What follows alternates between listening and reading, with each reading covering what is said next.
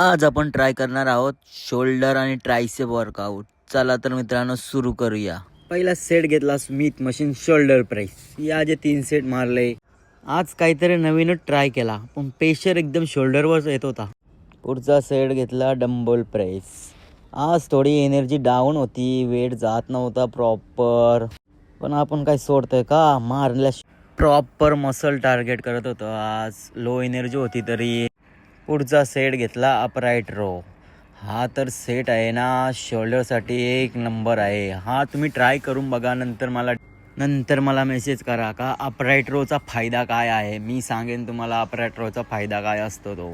लगेच केबल सजवली, अक्षय लागला, आपला अँगल पकड आणि व्हिडिओ चालू कर. लगेच पुढचा सेट घेतला, काय माहीत.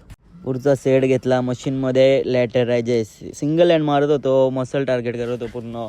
शोल्डर असं गोल झालं, बघूनच फायदा नाही. टी शर्ट घातली म्हणून तुम्हाला दिसणार नाही.